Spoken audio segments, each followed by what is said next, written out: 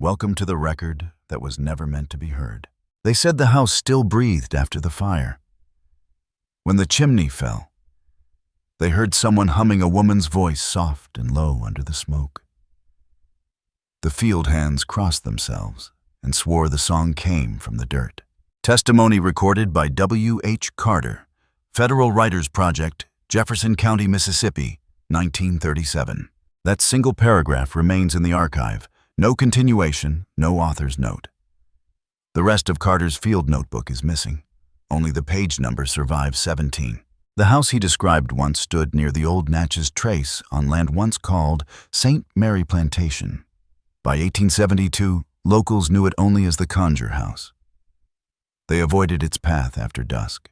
Cattle refused to graze near the well. And every autumn, when the river fog drifted in, someone swore they saw a widow in black lace standing at the door. The record never gives her name. Only one phrase appears in the margin, written faintly in pencil she sang to remember. Before we begin, leave a comment where you're watching from and the exact time you paused. What did you feel in that silence? The record that mentions the house that breathed after fire was traced to a field transcript stored in the Federal Writers Project archives, part of the Works Progress Administration collection, under section Southern States. Mississippi Narratives. The document cataloged as F-217, Carter W. H. Jefferson County, contains 11 completed pages and several torn fragments. The entry labeled Conjure House appears on page 17, an anomaly since the preceding pages deal only with plantation songs and interviews with elderly freedmen. Recorded near Rodney, Mississippi, witness unnamed female elderly blind in one eye. Beyond this, the entry falls silent. No location of the interview site, no demographic note, no cross-reference to a known plantation. The WPA office in Jackson later filed the material under folklore, ghost stories, though the tone of the text is neither fictional nor embellished. It carries the cadence of testimony, fragmented, unwilling factual, beneath the myth. At the time of recording, William Henry Carter was a field worker assigned to the Southern Negro Life Histories Project, an extension of the WPA narrative program that sought to capture both folklore and residual memories of slavery before they vanished. Carter was 32 years old, a graduate of Fisk University, and known for his precision in documenting spirituals and dialect. His correspondence with the regional supervisor Eudora Halsey shows a disciplined researcher rather than a storyteller. In one letter dated July 1937, he wrote, "Many of the elder folk refuse to speak of certain houses. They call them singing places, or say they are not for writing down. I have begun to notice a pattern, the same refrain, the same direction of the wind, and the name Celeste whispered beneath their breath." Halsey underlined the name Celeste in red pencil. Her marginal note, "Find corroboration, possibly a local healer or conjure woman from before the war." The handwriting changes abruptly. The ink grows lighter, the pressure uneven, as if the writer had switched pens or continued after travel. The date reads August 19, 1937. Below the typed heading, a single annotation stands out. "Welcome to the record that was never meant to be heard." The folder labeled Celeste Possible Conjure Case remains unverified. It contains no further correspondence. Jefferson County, Mississippi, during that period, was among the few counties that preserved a near-complete record of its antebellum estates. Yet the plantation listed as St. Mary disappears from land maps after 1874. County ledgers show that the estate changed ownership twice, then was declared abandoned property. A small line in the tax roll reads, "Structure consumed by fire, March 1872. No claimants, no legal suit followed." No mention in local papers survives. Only a footnote in the Natchez Democrat dated April 3, 1872 reports, "A dwelling along the trace was lost to lightning, no fatalities." That phrasing, "lost to lightning," appears in multiple Southern clippings of the era when the cause of destruction was uncertain. In 1938, 2 years after the Carter entry was archived, a second field worker named Harriet Lowe attempted to relocate the site. Her field report, F-310 Jefferson County Supplemental Survey, begins cautiously. No house found at coordinates provided by Carter. Local residents refused to speak after sundown. One woman warned he shouldn't have written her name. The her in question remains ambiguous. Lowe's handwriting grows erratic by the second page. She references conjure marks on cypress boards and a song heard through rain. The document cuts off mid-sentence. Her follow-up correspondence was never received. According to the WPA administrative log, Harriet Lowe resigned from the program in early 1939 after illness. Local rumor, never substantiated, claimed she was last seen walking along the Natchez Trace after a summer thunderstorm. Her supervisor filed the notation. The field worker who recorded this testimony vanished 2 years later on the same road. The surviving Carter document was rediscovered in 1956 when the Library of Congress began microfilming the WPA slave narratives. Curators noted the unusual blend of categories, part life history, part supernatural folklore. A small typewritten slip attached by archivist C.K. Bowers reads, "Retained for cross-reference under African American spiritual practices. Hoodoo Traditions, Mississippi Folklore Collection." Researchers who examined the material in the 1960s debated its classification. Some labeled it a folkloric distortion of Friedman's oral traditions. Others argued it represented a residual record of syncretic religious practice, the convergence of Christianity, West African ritual, and trauma memory. The University of Southern Mississippi Folklore Review 1971 reprinted fragments of the Carter text under the title, "The Singing House." The journal's editor, L.R. Hammond, added a footnote suggesting that the voice described might symbolize a cultural echo of repression. Yet the original phrasing, "They heard someone humming under the smoke," resists metaphor. It sounds like observation, not invention. Among the supplementary files digitized in the 1990s appears one envelope marked Carter Personal, not for publication. Inside are 2 items, a torn map of Jefferson County annotated with circles and arrows, and a short unsigned note. "Follow the trace south past the oak where the road bends. When the frog stops singing, you are near." No explanation accompanies it. The handwriting does not match Carter's known script. Carter's final professional record appears in the WPA payroll log for October 1939. The entry is crossed out in red ink, absent, location unknown. His personnel file lists no forwarding address. After the dissolution of the Federal Writers Project in 1943, his name was quietly removed from the active staff list. When questioned decades later, one former colleague recalled, Carter went too deep into his stories. He said he could hear them, not just write them. The last thing he told me was that the woman in black was not a ghost, but memory itself trying to finish a song. The remark was dismissed as poetic exaggeration, though it later circulated among students of hoodoo and Southern spiritualism. Source integrity. All existing copies of the Conjure House record derive from the microfilm version created in 1956. The original pages have never resurfaced. The handwriting reproductions show irregular smudges along the lower margins, as if the notebook had been damp when archived. The notation, page 17, remains clear, but pages 1 through 16 are presumed lost. Cross-reference attempts with the Freedmen's Bureau reports of 1872 reveal several burn incidents along the Natchez corridor, though none mention a female survivor named Celeste or a residence known as St. Mary Plantation. Folklore annotation.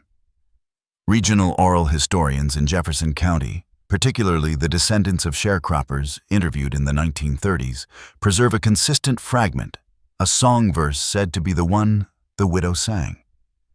It appears in 3 variations, all centered on fire memory and the earth. "Ash to river, river to rain. She sang the iron soft again. The smoke took her name, but not her breath. In the field where the chains rust red, the song still sleeps." The verses are undated and attributed collectively to the woman by the river. Folklorists classify them as post-bellum spiritual hybrids compositions that blended Christian motifs with remnants of African conjure traditions. Their persistence in local memory lends the Carter record an uneasy credibility. a document that may stand between history and ritual, between voice and haunting. By the close of this section, what remains is not a legend, but a chain of fragments, bureaucratically cold, yet threaded with absence. A page labeled 17, a missing notebook, a vanished field worker, a name whispered without record, and a melody that recurs across nearly a century. Every fact points backward into silence, and that silence, once entered, begins to hum. In the official record, Celeste Broussard appears only once under a different name. A Freedmen's Bureau ledger from Port Gibson District, Mississippi, dated April 1871 lists, the notation ends without verdict. The final column reads, unresolved. Petitioner absent at hearing. No subsequent petitions exist. Within 6 months, the Varnell plantation burned. A separate file from the War Department's post-Reconstruction Reclamation Survey includes a brief report from an officer named Lieutenant Edwin Blakely, who had been stationed near Natchez during the spring of 1872. Visited abandoned property known locally as St. Mary's, house destroyed by fire. One body recovered in partial form. Locals refused to identify remains. Rumor attributes incident to witch woman living on premises. No further investigation advised. Blakely's report was filed under miscellaneous casualties. His handwriting, unusually careful, shows a hesitation in one sentence, later crossed out. The body seemed to have been laid out, not fallen. No cause of ignition was determined. Court filings from Jefferson County in the same year reveal a civil dispute between Elias Varnell, former overseer, and the county land assessor. Varnell claimed his inherited property had been defiled by unholy practice. His complaint references unnatural light and unprovoked combustion. The court dismissed the case for lack of evidence. These are the factual bones of the record name's fire silence. Yet beneath them moves the current of another archive, the unfiled voices remembered only in song. In a WPA oral narrative collected 1936, an elderly woman named Ruthie Green, age 92, identified herself as born on the Varnell place. Her memory halts often, but one portion remains clear. They say Miss Celeste talked to roots and wind. She know the sickness before it come. The master wife take her baby away, call her devil. But she never raise hand. Just walk to the river, sit and sing till the moon go. When they burn her house, that song come back. I hear it when I was little, my mama hush me quick, say, don't hum that fire tune. In local folklore, Catalog's fire tune refers to a conjure song used in banishment or protection. The melody was said to reverse harm, to send back what was sent. Another entry from the Mississippi Folklore Project 1940 records a fragment from field worker C.M. Talbot. An unnamed conjure woman lived by the river. Her song could cool fever or call rain. When her man was whipped to death, she laid a pot of ashes by his grave and whispered his name till dawn. Next week, the overseer's barn burned from inside. Folks said the ashes breathed. The phrase ashes breathed recurs across multiple accounts. Linguists trace it to West African ritual terminology, where breath, fire, and memory are bound by the same root word. The Freedmen's Bureau Annual Summary, 1872 for Jefferson County, lists an unexplained surge of abandoned homestead claims due to fire damage. 12 in total. The regional inspector's annotation, Negro superstition believed cause. Locals claim spectral woman seen near trace. Possible arson under religious delusion. Each case closed without prosecution. In the Jefferson Parish Church Registry, the final baptism recorded under the Broussard name occurs in 1865, 2 months after emancipation. Infant male baptized Celestine after his mother. Witnesses unknown. The following year, a death notice appears. Infant Celestine deceased, cause unrecorded. No burial site is listed. Oral historians interpret this as the turning point of Celeste's legend, the moment when faith fractured into invocation. Local superstitions later describe the woman of St. Mary's as the one who spoke to iron. Children were told that the chains once used on her husband never rusted, they bled red every August rain. A popular verse survived among black field workers until the early 1900s. She sang the rust to weep again. The hands that hurt now turned to flame. The stanza appears in no hymnals. Yet the rhythm aligns with known ring shout patterns, the circular call-and-response chant rooted in African spiritual tradition. In 1902, anthropologist Alma Denton documented an encounter near the ruins of a structure along the Natchez Trace. Her field notes, now stored in Tulane University's special collections, describe the remnants of a brick foundation, iron hinges, fused by heat, and several small jars buried at even intervals. Each contained river clay mixed with hair and bone. Denton recorded the local explanation as given by her guide. "Old Celeste done fixed that ground so no master's boot can walk on it again." She labeled the site Protective Hoodoo Circle Post-Emancipation Variant. Denton's photograph, blurred but legible, shows an arrangement of stones shaped like an open eye. Parallel to these fragments, the Natchez Courier, March 1872, published a small note under strange occurrence near the trace. Travelers report hearing a woman's voice singing from beneath the ashes of a burned dwelling. Locals dismiss as superstition. Area avoided after nightfall. The correction appeared one day, before the Bureau listed the site as cleared land. In another oral narrative, collected by WPA interviewer Ella Dorsey, from informant John Ellis, aged 87. They call her Conjure Widow. Say she still got her man's chain. Bury it under step so nobody leave her house without carrying her sorrow. One man dig it up, he die next week. Doctors say fever. Folks say fire crawl under his skin. Dorsey's margin note. Folklore or trauma symptom language, locals blend both seamlessly. Archival evidence corroborates at least part of this belief. A medical report filed by Dr. J.F. Wilkes, physician, to the Jefferson Reconstruction Camp, lists an unnamed overseer found with extensive dermal blistering of unknown origin near the burned property. The attending surgeon noted no exposure to chemicals or heat. The record concludes likely result of self-inflicted wound or religious mania. Yet the timing matches the fire's date, the night of March 3, 1872. Through both documentation and superstition, a pattern emerges, the formal language of bureaucracy intersecting the rhythm of myth. The records speak plainly.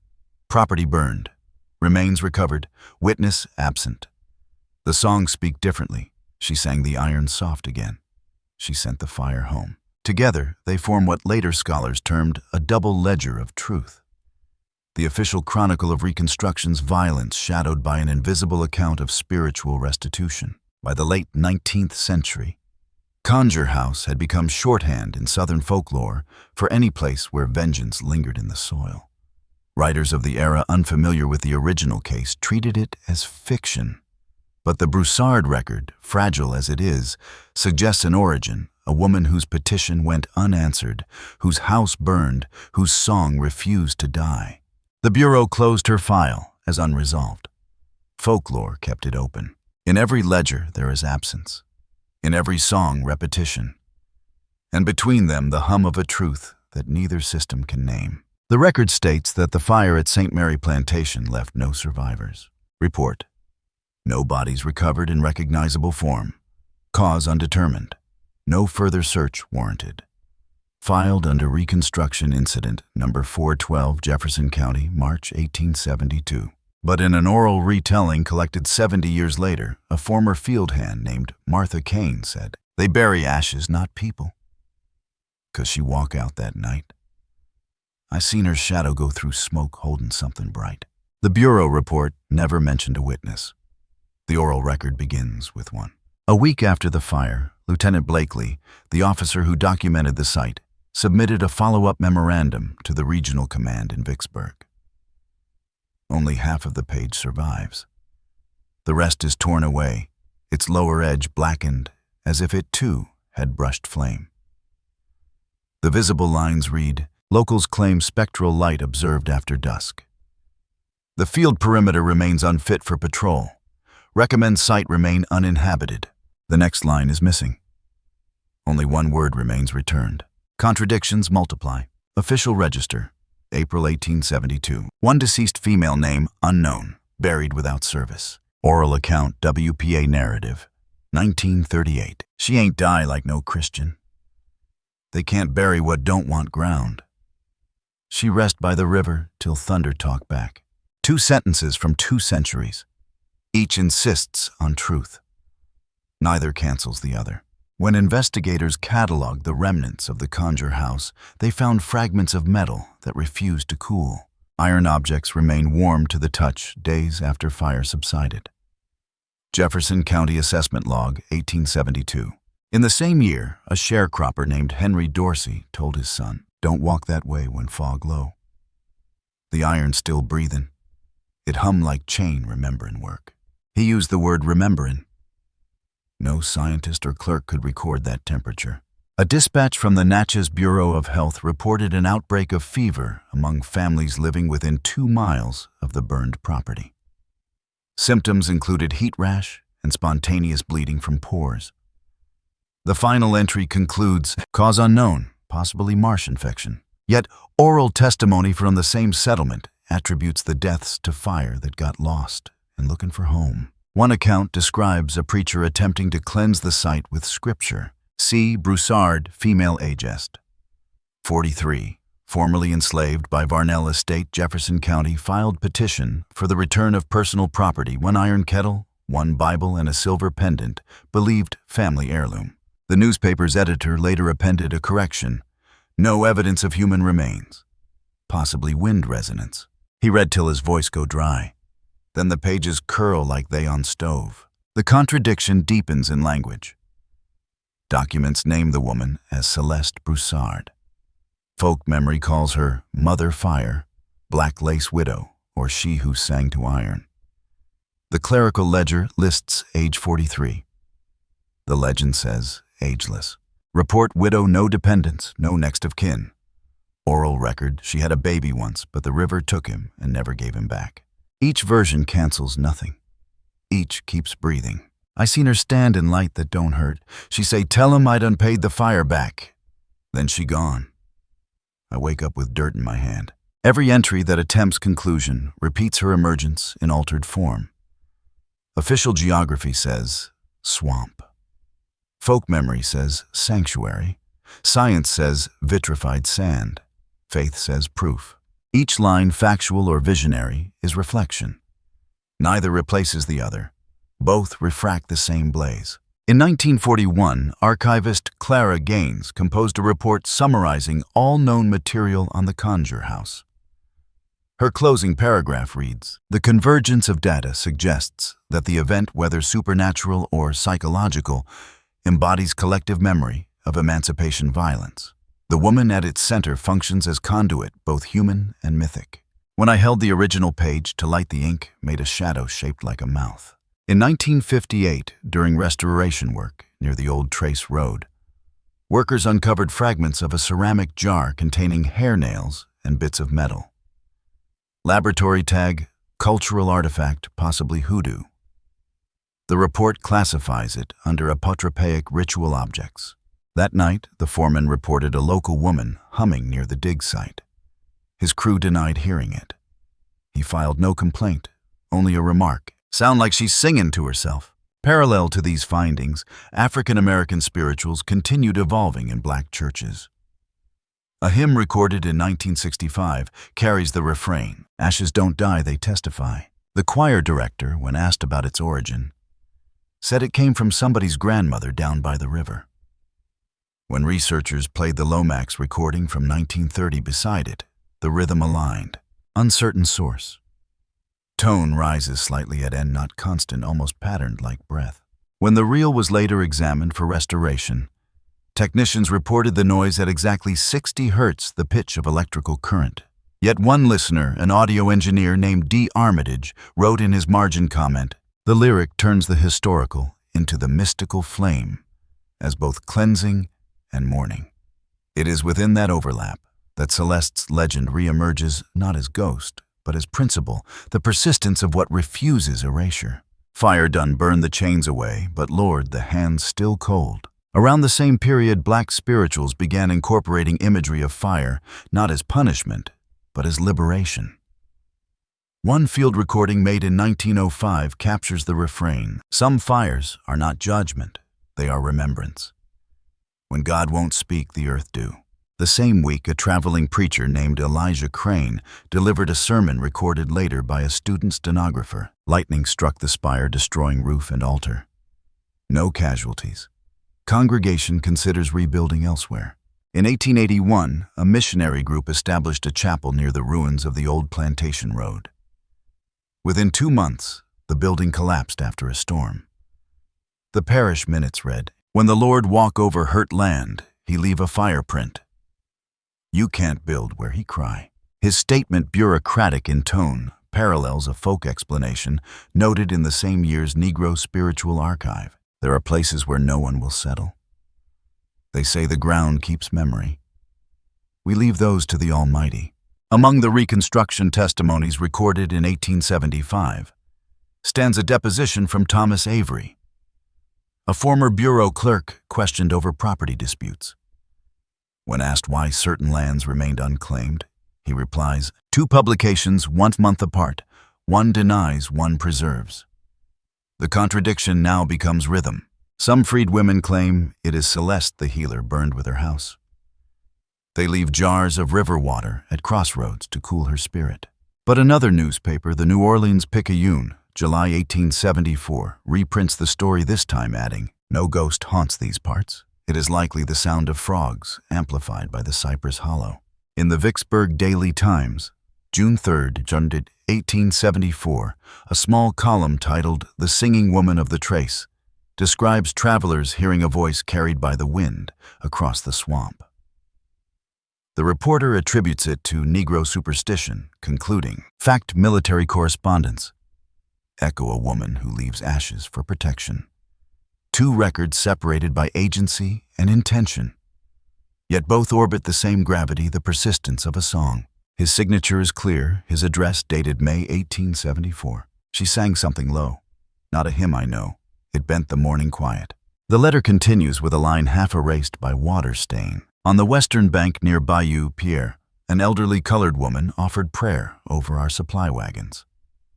She said the road remembers pain and that we must feed it light before crossing. She left a handful of ashes in my palm, telling me to scatter them at dawn.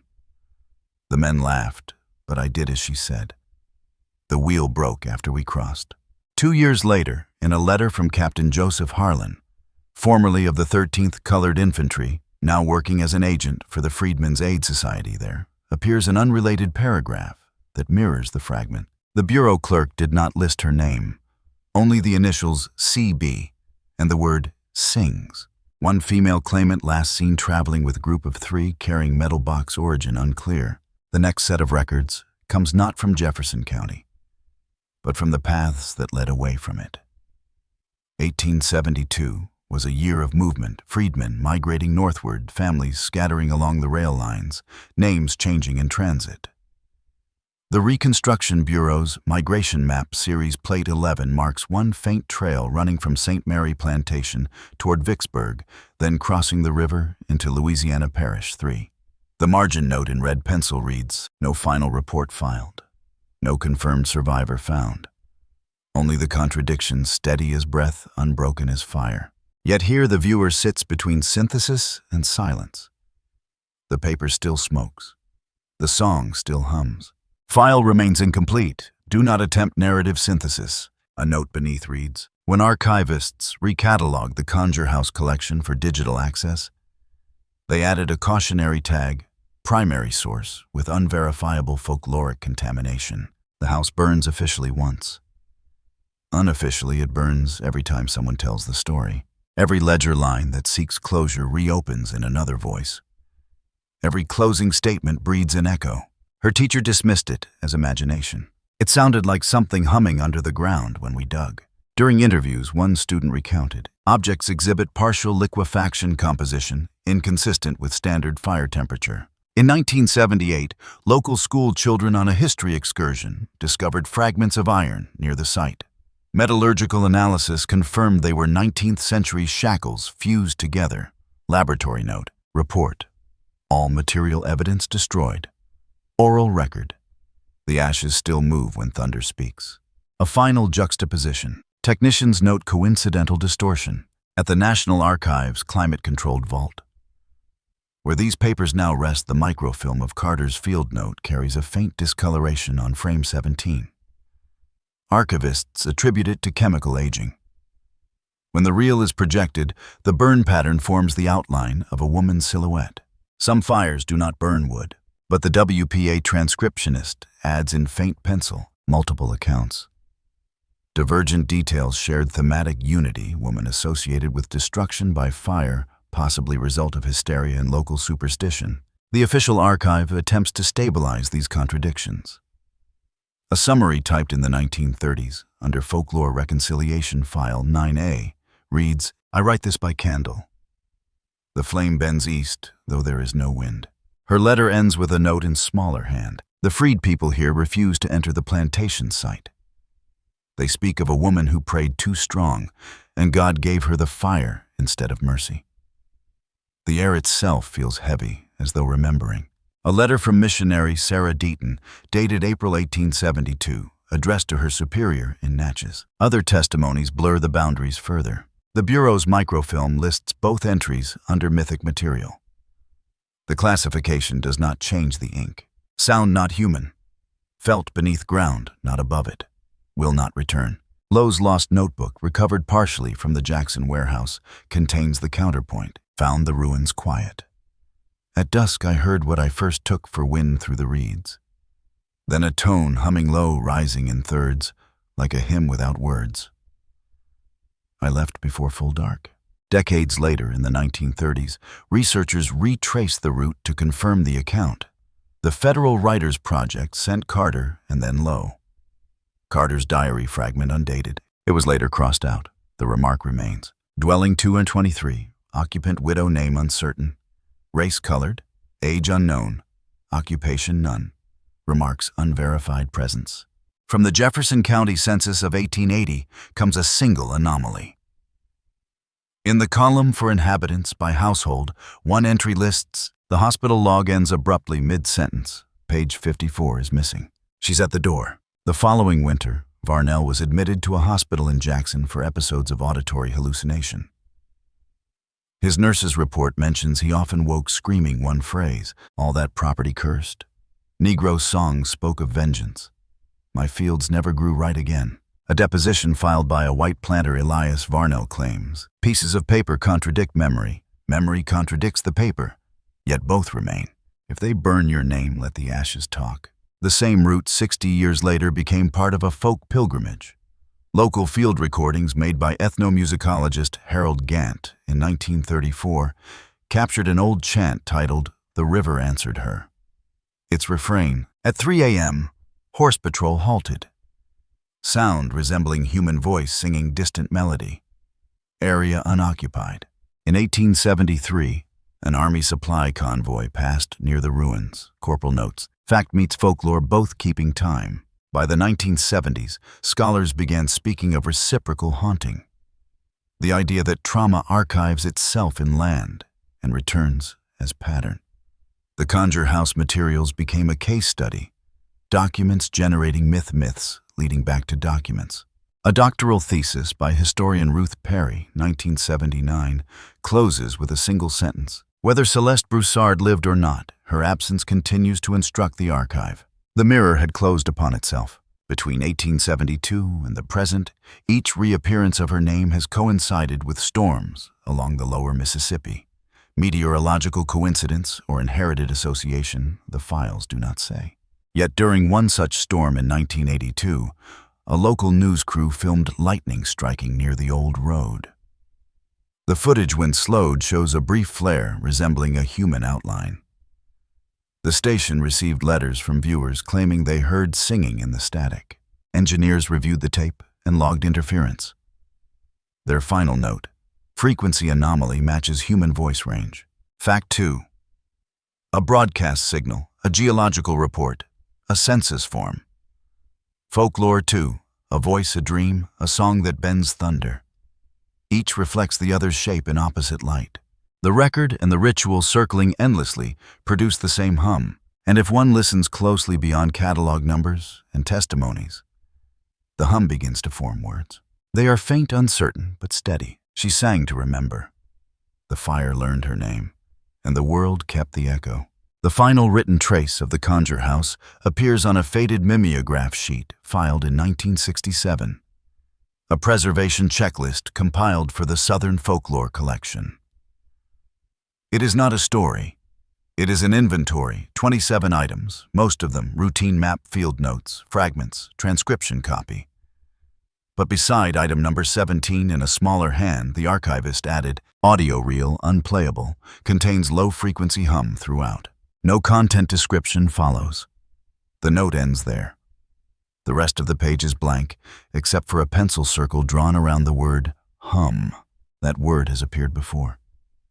In Carter's field notes. In the child's recollection. In every witness who claimed the ground hummed like memory learning to breathe. She added one handwritten note beneath her signature. The pendant matches the object Celeste once claimed in her petition for property, return lost at the courthouse hearing. The chain of possession, if real, bridges archive and inheritance. The Mississippi Migration Census of 1885 lists several Broussard descendants living near Baton Rouge. The household head, M. Broussard, age 36, identifies as born Mississippi mother, unknown. Attached is a note by enumerator R. H. Lyman. That year, a child in the same household reportedly sang in her sleep a tune none recognized. The grandmother called it the Remembering Song. Fact A pendant recorded on a government form. Folklore. A song reappearing in bloodline. The two reflections face one another like mirrors angled by time. The earliest audio trace of that melody appears in Alan Lomax's 1930s field recordings from the Mississippi Delta. Track 184B, labeled Unknown Spiritual Fragment, begins with a single female voice humming a pattern of rising thirds, the same described by Carter decades earlier. The accompanying field note, local informant says this was sung by the Conjure lady from Jefferson County. Believed extinct song. Even in sound, the boundary between fact and faith blurs the archive, recording a ghost that folklore first imagined. By the 20th century, Conjure House had become a mythic reference in Black literature, a shorthand for ancestral vengeance and survival. But before the metaphor, there was geography. An Army Corps map of 1878, charting the lower Natchez Trace, marks the area as unstable soil, reclaimed swamp. In the margin, a surveyor wrote a single word, listens. Whether note or error, it mirrors a line from a contemporary oral chant gathered by a sociologist in 1890. The river listens when the name is right. Subject claims family heirloom silver pendant with image of river engraved. Map and chant, fact and faith echo in unison. In 1909, folklorist Joseph Whitefield visited Jefferson County collecting stories of restless ground. His journal describes elderly residents showing him a circular clearing ringed by stones. They say it marked the place where she turned fire inward so it wouldn't burn the people no more. He sketches the stones, measuring 8 in total. Later, when the site was excavated in 1924 by agricultural surveyors, the official field description reads, 8 iron fragments embedded symmetrically, likely remnants of fence posts. The drawings align perfectly. The language does not. The idea of reflection, that one story mirrors the other, becomes unavoidable. Each document attempting to close the past opens instead to repetition. A letter written by Reverend Samuel Hite, dated Easter 1882, survives in parish archives. The night before service, I dreamt a woman dressed in mourning lace handed me a book with blank pages. She said, "Write what you see, not what you believe." When I woke, the church bell was ringing, though no one pulled the rope. Hite dismisses it as the fever of fatigue. But his bell rope record for that date shows rung once at 2:17 a.m. By 1890, stories of Celeste's fire song had entered the broader folklore of the American South. Collections from Georgia and Alabama preserve variants of the same verse. She walk in smoke, but don't cough none. She hold her grief like stone. When storm comes, she hush the thunder, 'cause she remember home. Folklorists noted the recurrence of the line, "remember home." Linguists later observed that in some West African dialects, the root for home and memory are identical. Meanwhile, the Federal Archive continued to receive physical evidence from the site. In 1932, The Geological Survey filed samples of fused sand taken from the property edge. Laboratory note. Silica vitrification suggests exposure to temperature exceeding 2,000 degrees. No known natural event recorded in vicinity. That same year, a WPA worker transcribed a dream testimony from an elderly man named Isaiah Bell, age 88, who claimed he was a boy when the plantation burned. When sound engineers tested the site in 1989, their instruments recorded a low subsonic vibration below the range of human hearing. They listed it as geological resonance. The report's final line, almost invisible at the bottom margin, reads, "From the earliest testimony to the final inventory, the same image returns a woman, a house, a sound that does not end when the fire does." Through every version, the river waits nearby, unmarked on any modern map, but still traceable through the shifting wetlands. Locals call it the Quiet Bend. Fishermen avoid anchoring there. They say the current changes direction at dusk, pulling not downstream but back toward the old road. That sentence, silence leaning forward, ends his entry. No interpretation follows. It is enough. But when I stopped speaking, the silence seemed to lean forward. He paused a line, then added quietly, the air perfectly still, the wind absent. I spoke her name aloud and nothing changed. In 1972, a curator visiting Jefferson County for the centennial of the fire stood at the coordinates where the Conjure house once stood. His field journal records no anomaly, no light, no sound. He wrote, "The absence becomes the echo, and the echo the story." Every other voice, Carter low, Harlan the witnesses, stopped. Every document ends mid-line, edges torn, phrases smudged. Each absence repeats the same structure, unfinished, unverified, unexplained. The pattern of return, that steady pulse in every record, becomes impossible to dismiss. In the hook, it was the song under smoke. In the Bureau reports, it was the chain that remembered work. In the migration maps, the hum beneath the road. Now, in the silence of the archive, it becomes the only voice left. No one wrote again, but the hum kept answering. He could not explain why, when amplified, the waveform resembled a voice repeating a single phrase. The syllables indistinct, the rhythm steady, a hum that almost formed a name. And in that incompleteness, the silence answers once more. A sound beneath the sound, a truth beneath the record. The hum continues. Closing reflection. Every archive is a mirror that waits for the living to look in. What it shows is not ghosts, but continuity, the unfinished conversation between what was witnessed and what was felt.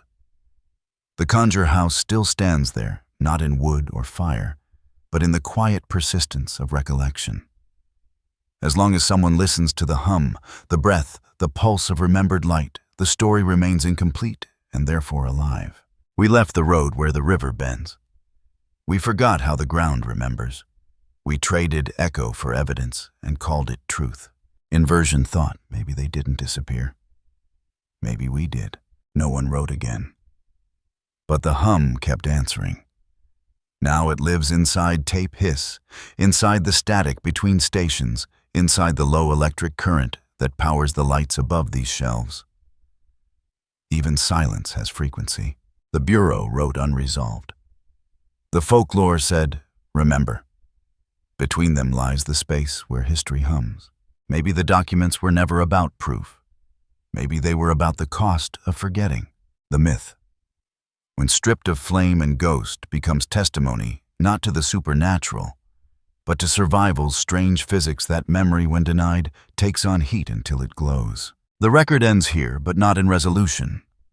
Instead, it folds back on itself, every layer, historical, mythical, personal, reflecting the others. The woman who once sought the return of her property becomes property of the archive. The file that tried to contain her ends by carrying her forward. Through loss, she achieves permanence. Some nights the glass fogs from inside, then it clears like breath. One guard interviewed in 2019 said quietly, visitors to the Baton Rouge exhibit sometimes report hearing a faint buzz near the display case containing the silver pendant. The museum denies any audio installation. Yet curators note that microphones used for tours occasionally register a baseline frequency of 60 Hz, the same as the lost reel. The echo motif returns. In the hook, it was the hum under smoke. In the climax, it became the reel's steady vibration. Now in the afterword, it turns again softer, almost still a background tone that outlives explanation. Science and superstition circle the same silence. One measures, one remembers. Neither resolves the other. The remaining question has shifted from what happened to why the story stayed. The documents speak of a burned house and a vanished woman. The songs speak of a voice that could not die. The soil near Jefferson County continues to reveal objects melted beyond recognition. Geologists attribute them to industrial residue. Locals call them her tears. No previous inventory mentions the drawing. No one can prove who added it, the witness Carter or a later archivist.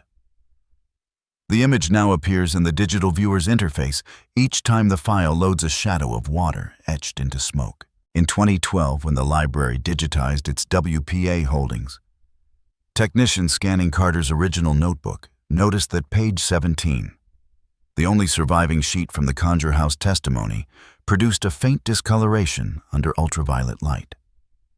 Running along the bottom margin were 3 hand-drawn lines that formed a simple shape, a curve, then a smaller curve inside it. When traced, it resembled the course of a river. So the narrative ends where it began, with a voice in smoke, with a name that refuses silence. Every document that tried to contain her gave her another form. Every official record that ended incomplete became a doorway. But the old people near Jefferson County call it what it has always been, the sound of the fire remembering. And when the drums stopped, the river took their place.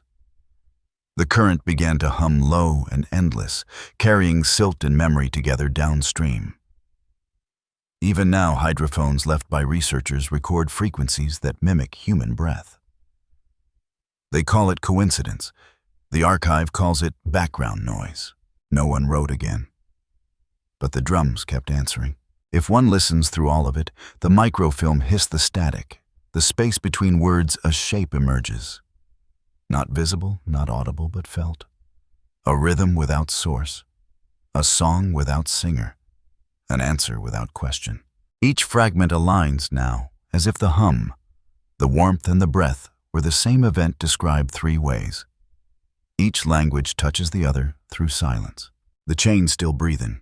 In the oral narrative, the elder recalled, iron objects remain warm to the touch. Attempts to verify the identity of Celeste Broussard have never reached conclusion. Census records list 2 women of that name in adjacent parishes.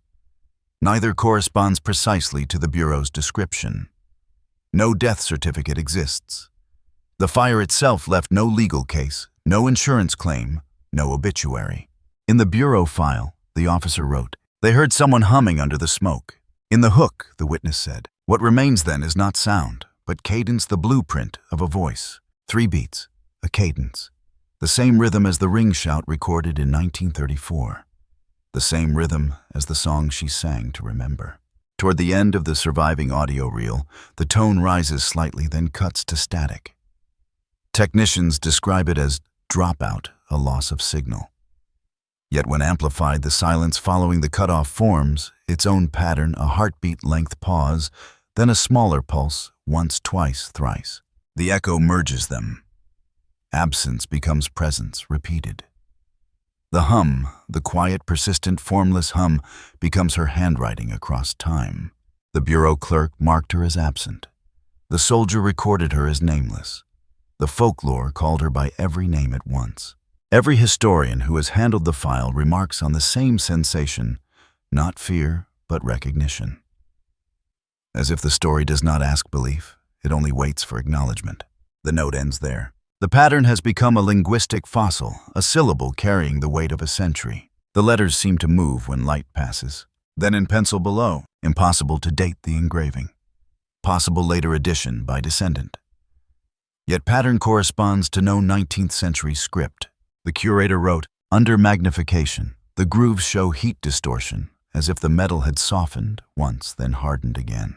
The last verifiable object linked to Celeste Broussard, a small silver pendant, rests in a climate-controlled case at the Museum of Southern History. Its inventory tag mislabels it as domestic ornament, 19th C. When conservators scanned the surface under infrared light, faint etchings appeared, lines curving into the outline of a river. Across the bottom, one nearly invisible word, remember. The line between fact and folklore finally collapses. What began as a petition for property becomes an afterlife of sound. No one proved she lived. No one proved she died. Yet the song remains measurable. In the hook, they said the house still breathed.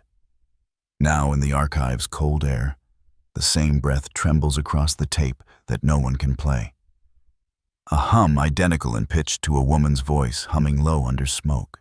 From one edge of the record to the other, every contradiction resolves into rhythm. Fact writes the first line. Faith finishes it. Silence seals it.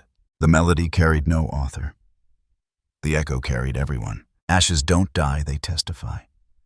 The congregation sang. Fire remembers where it came from. In folklore, repetition is protection. To name a spirit twice is to anchor it. To sing the refrain is to keep the world from forgetting. So the songs kept returning in spirituals, in children's rhymes, in church hymns that no longer remembered their origin. That word again repeating. Source indeterminate. Frequency pattern irregular but repeating. Her phrasing echoed almost word for word what Carter wrote 60 years earlier. It is uncertain whether she had ever read his work. Ain't no ghost out there. That's just where the land, remember. Archivists have confirmed that the earliest verified reference to the singing woman dates from 1871. The latest appears in a field interview recorded in 1999 with an elderly descendant of sharecroppers near the same region. When asked about the legend, the woman smiled and said, "What remains is partial. Page numbers without text. A signature line cut short. Objects whose meanings shifted through time from evidence to rumor to symbol. Each fragment still breathing faintly in the temperature-controlled quiet. No original audio survives. The so-called unplayable reel listed in 1967 was misplaced during a transfer of collections in the 1980s. The shelf label still exists, MSA 17 Celeste tape, but the box is empty. The catalog entry remains active, waiting for a tape that may never be found. What can be traced with confidence is the persistence of the song motif, the refrain. She sang to remember. It appears in oral histories and spirituals, in the rhythm of chain gang work songs collected in the early 1900s, and even in coded protest chants during the 1960s, civil rights marches along the Natchez Trace. Across a century of retelling, her name changes, her form blurs, but the cadence survives, slow, circular, unending. No music follows. No sound remains. Only the hush that bends toward itself and the faint, unending breath beneath it. The circle closes not with proof, but with echo. Listen long enough, and the hum becomes whisper. Whisper long enough, and the whisper becomes word. Word long enough, and it turns again to hum. She is not in the report, nor the song, nor the pendant. She is in the pause between them. The surviving materials of the Conjure House collection now rest in 3 locations. The first set, Carter's field notes, the WPA transcription copies, and Lowe's partial notebook, are stored in the Library of Congress Manuscript Division, Washington, D.C., under the classification Federal Writers Project, Mississippi Narratives, Box 218. The second set, correspondence, maps, and property records, remain in the Mississippi Department of Archives and History, labeled Jefferson County Reconstruction Files. The third, a smaller group of artifacts and photographs, is housed at the Museum of Southern History in Baton Rouge, part of an exhibit on folk memory and the Black South.